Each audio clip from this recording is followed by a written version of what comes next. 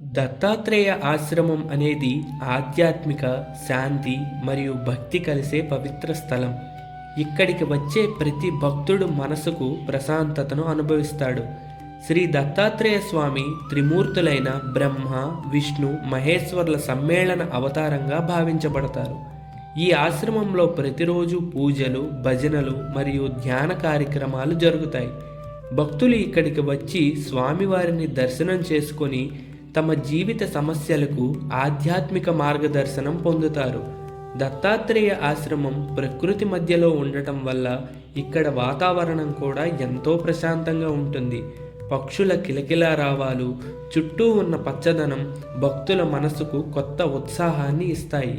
ఇక్కడ జరిగే అన్నదానం మరియు సేవా కార్యక్రమాలు సమాజానికి గొప్ప సేవగా నిలుస్తాయి. ఆశ్రమం భక్తులకు కేవలం పూజ స్థలం మాత్రమే కాదు, ఆత్మ సాక్షాత్కారం వైపు నడిపించే మార్గం కూడా. అందుకే దత్తాత్రేయ ఆశ్రమం ప్రతి భక్తుడికి ఆధ్యాత్మిక శక్తిని ఇచ్చే పవిత్ర క్షేత్రంగా నిలుస్తుంది. ఒకసారి ఈ ఆశ్రమాన్ని దర్శిస్తే మనసు ప్రశాంతంగా మారి జీవితంలో కొత్త దారిని చూపిస్తుంది.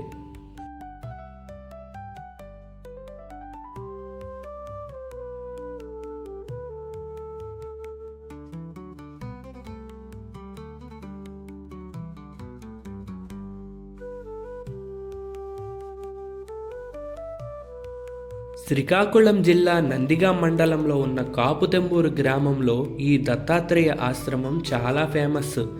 ఈ ఆశ్రమంలో ఒక దత్తుడే కాక సకల దేవతల దర్శనం చేసుకోవచ్చు. ప్రతి సంవత్సరం జరిగే ఈ ఆశ్రమ వార్షికోత్సవంలో పాల్గొనే గ్రామ ప్రజలకు అలాగే యువకులకు నా సెల్యూట్.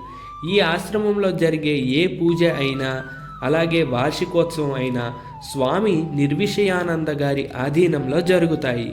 వార్షికోత్సవం రోజు నేను ఆశ్చర్యపోయిన విషయం ఒకటి ఉంది. చిన్న పెద్ద అనే భేదభావం లేకుండా ఈ ఆశ్రమంలో అందరూ కూడా భగవద్గీత పారాయణలో పాల్గొన్నారు. అదే రోజు హోమం చేసిన తర్వాత భక్తి శ్రద్ధలతో స్వామివారి ప్రసాదాన్ని స్వీకరించారు. భగవద్గీత పారాయణలో పాల్గొనడం అంటే మాటలు కాదు, కానీ భావితరాలకు ఈ గ్రామ ప్రజలు ఆదర్శంగా నిలుస్తారు.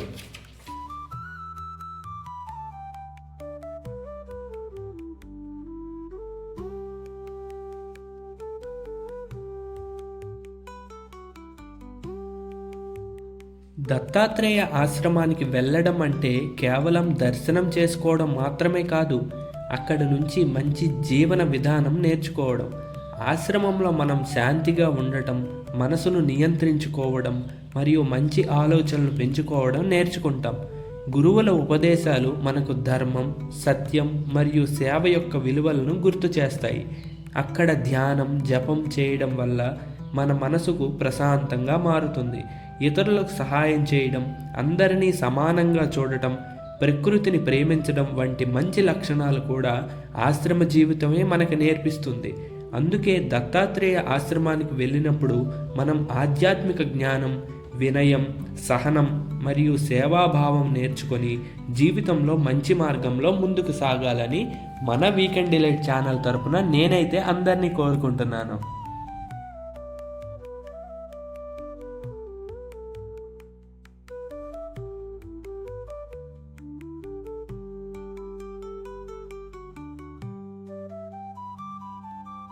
ఈ వీడియో మీకు నచ్చినట్టయితే లైక్ చేయండి. అలాగే మరిన్ని ఇంట్రెస్టింగ్ వీడియోస్ కోసం మన వీకెండ్ డిలైట్ ఛానల్ని ఇప్పుడే సబ్స్క్రైబ్ చేసుకోండి.